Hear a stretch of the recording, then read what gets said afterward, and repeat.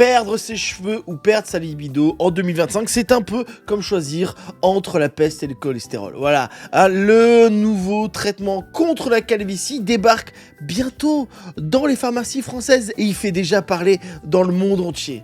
Pas pour son efficacité spectaculaire, c'est vrai que ça apparemment ça a l'air de bien marcher, mais pour ses effets secondaires potentiels, est-ce que tu veux avoir des cheveux mais est-ce que tu ne veux plus bander juste après? C'est ça l'histoire. C'est un choix.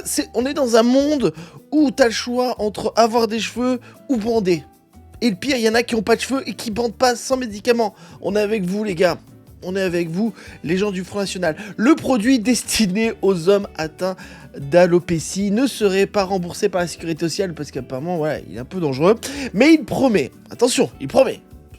Il jure, hein, il promet ce que beaucoup rêvent secrètement, retrouver une chevelure de jeunesse, sans un plan, sans juste t'as envie de courir les cheveux à l'air, comme ça, t'as sous la pluie, t'as plus envie de mettre de casquette. Alors moi je mets de casquette parce que je suis chaud, c'est parce que je ne sais pas me coiffer. Sauf que ce rêve capillaire pourrait bien tourner au cauchemar hormonal. Oui, il y a toujours une...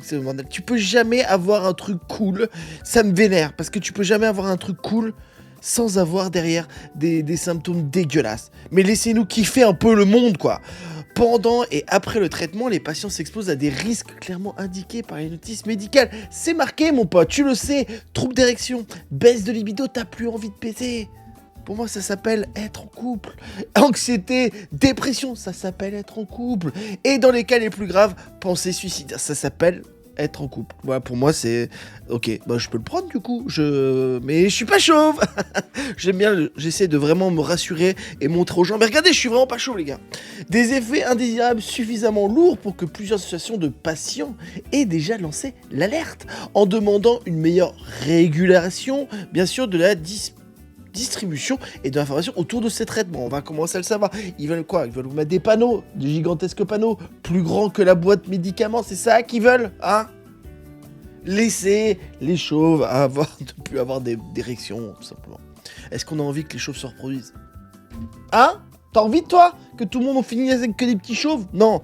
Du côté des laboratoires et des patients enthousiastes, on parle d'un progrès esthétique d'un médicament réservé à ceux qui ont vraiment besoin. C'est un choix personnel, bien sûr. Après, apparemment, ça a l'air surtout ce problème-là, surtout quand tu prends le médicament, peut-être qu'après, t'es plus obligé de le prendre.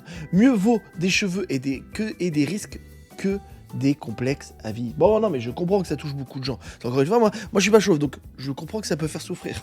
Mais pour les professionnels de la santé mentale, c'est une dérive dangereuse, surtout dans une époque où la pression sociale sur l'image masculine n'a jamais été aussi forte. Les pauvres hommes, nous les hommes blancs, on est quand même, c'est pas facile la vie. Certains psychiatres rappellent que les traitements peuvent déclencher de véritables dépressions, en particulier chez les hommes, jeunes hommes fragiles. Les pauvres. Oui.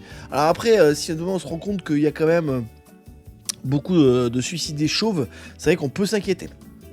Ah, il est chauve, encore à cause du médicament. Lui, il est pas chauve. Oui, c'est juste parce que sa femme l'a quitté. Bon. Le fantasme de la pilule magique contre la calvitie est peut-être en train de se réaliser, mais à quel prix? Au prix de ta vie, au prix de ta vie sexuelle, de ta vie mentale. Perdre sa santé mentale, en revanche, ça peut être fatal. Alors, avant de foncer en pharmacie, un petit conseil. Parlez-en sérieusement à ton médecin. Parlez-en aux gens autour de toi. Est-ce que ça vaut les risques, tu vois? Hein?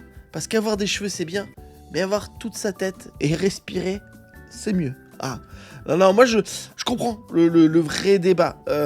Pour l'instant moi je sais pas, j'ai l'impression quand même c'est que t'es sensible de dépression, c'est surtout quand t'as les médicaments. Donc à la limite ce qu'on peut faire c'est que ce médicament tu le prends quand t'es vachement sécurisé, qu'il y a des gens autour de toi, tu vois, pour pas que tu fasses de conneries, tu vois.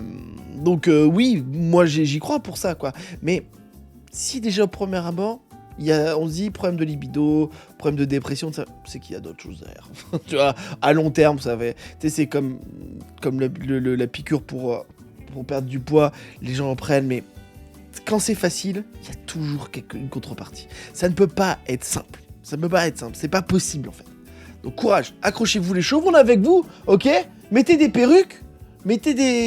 Rasez-vous les cheveux et courage à vous parce que vous êtes beau. De l'intérieur, mais vous êtes beau. Vous voyez, autant moi je suis complexé par mon bide, tout ça machin, et il y a que moi je peux le faire que j'ai pas de bide.